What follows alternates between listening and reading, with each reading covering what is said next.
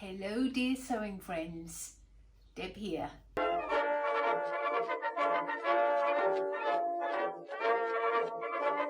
Hello dear sewing friends, coming to you from a hot and humid New Zealand. It's been so wet. It never just stops raining. Over and over and over. Rain, rain, rain.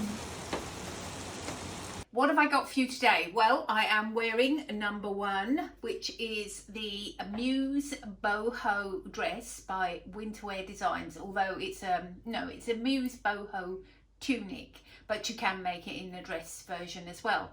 Now, as you can see, I made it with some stuff from my stash, which is considerable, so it's always good to use it. And I did a little contrast there, found a bit of fabric for that and decided to try and lift it up a bit. Part of the reason for that is because I already have a navy and white spotted dress, so I wanted this to be somewhat different. Okay, so making of it, not too difficult, bit hard to get. You've got to kind of sew the bottom on and then do the 2 sides, so of course the difficult thing is making sure that you get the corners right here. Not terribly difficult, but okay. Very happy with it. The only thing I think I might do, don't know if I'll bother to do it to this dress, but in any future ones, is to take a little bit out of the back neck, because I think it's a little bit loose. The neckline is a little bit wide.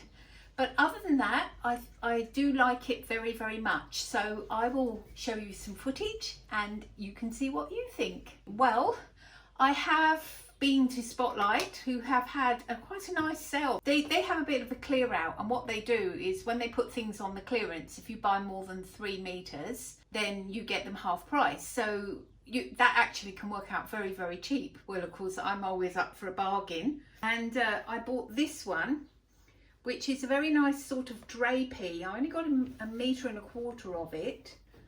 I was kind of thinking of making the Kersoe top, but having looked at it, the pattern seems to require an enormous amount of fabric, at least 2 meters and probably 3. And I think it's because it's kind of got a facing that goes all the way down inside. So it might be that you can use some other fabric.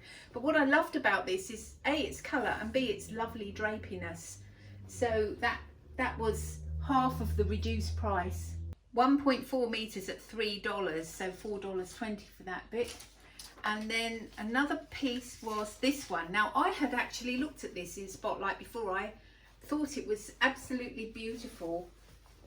Not quite sure what I'll make with it, but I think I've got 1.4 meters of that. Basically, that was all that was left on the rolls of these, so I bought that. Isn't that beautiful? And then they had this lovely pink fabric, which is cotton lawn, just plain pink. Now, I have got some printed pinks in my stash and would like to do something, so plain pink would help me a lot. Now, this is a colour that I have really enjoyed wearing in the past, even though it's as bright as heck, but you know, when you need a lift, this is a beautiful colour. So cotton lawn, and this was unbelievably cheap. I actually bought 10.7 meters of it in 2 pieces, and it was $2 a meter, so really, really good. So hopefully a goodbyes, and watch this space. Do you ever get that feeling that you are so awash with ideas and plans and projects and things you could do and things you want to use up, that you kind of end up feeling a little bit overwhelmed? Well, that happened to me recently.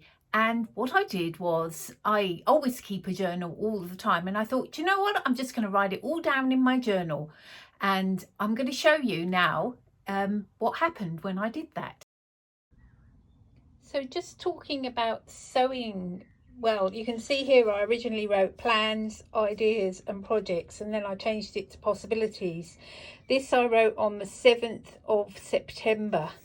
And I crossed that out. I do like to turn my hobby into work.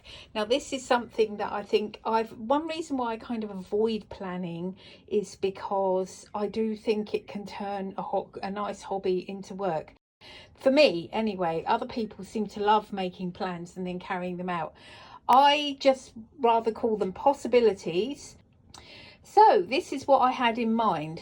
So the teal jacket here, I have finished that. I put a lining in it, and I hand sewed up the placket and made buttonholes, and I've just finished off the cuffs on that, though of course it's far too hot to wear it at the moment. Then I made the Roseclair dress. Of course you've seen that, that's done.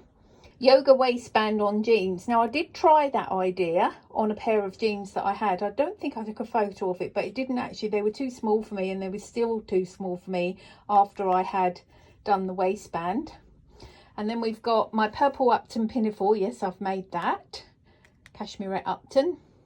And then I made that bold teal and purple blouse to go with it. So far so good. I've done a lot of this. Change white cuffs on turquoise striped hoodie. Use up brown suede and gold upholstery fabric. Yeah, I've got this lovely fabric, and I have cut that bag out, but I haven't made it yet, but no hurry on that one. I've got this slinky jumper fabric because I wrote this in September. It was still sort of wintry. I won't do that now. Might do that next winter. I cut out this second Envigado vest. I want to try and make a better job of it this time. The Flawsome blouse, as you saw last week, I've made that. Simplicity 8091. Yeah, I've had this jacket pattern hanging around for the longest time. Harrison blouse, haven't done that yet. Of course, it's not really probably a summer blouse as so much, but I want to try and make a muslin, or at least something, to try and see how well that fits me. Quick sew 2538. Yeah, well, I've made two of those now, so that's a tick off. I can tick that one off. Now another one, cut out a tank with the leftover pink crinkle fabric from the Roseclair. Patchwork, sew the squares you bought in the charity shop to make fabric. So I sewed up blue ones, but I didn't know what to do with them.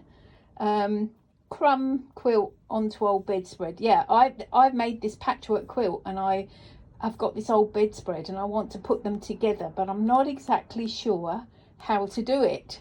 The best thing I could possibly do is make a pin-up bra, or make some kind of a bra, because my bras are really expensive, and they usually don't fit me that well either. So Natural Dane had done a very good sew along of this pin-up bra, but I haven't looked at that yet. And this Cadence dress cut out in the drawer. I still have a Cadence dress cut out in my drawer. Ha!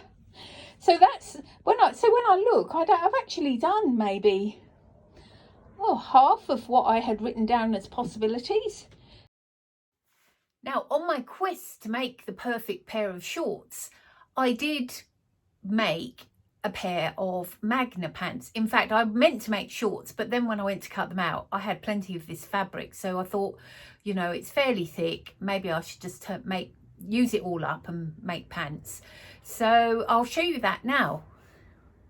So here are the trousers. Remember, I made straight size 20, full tummy adjustment, and I adjusted the rise up a little bit. Fit's not too bad, except the hips are way too big, which is actually a common problem. In fact, I think I slimmed the hips down of most of my trousers because I'm very straight through there. So what I did was basically put them on inside out, pin them up, and take a big extra seam in, and actually I took the waist in as well. I still think that they might be a little large for me. So this is what they look like. If I just show, obviously I don't very often show my tummy because it is my problem area, but I have slimmed down the hips a lot. Still wonder if they're a bit big. I'm not sure, but then they've got no stretch in. This fabric's got absolutely no stretch.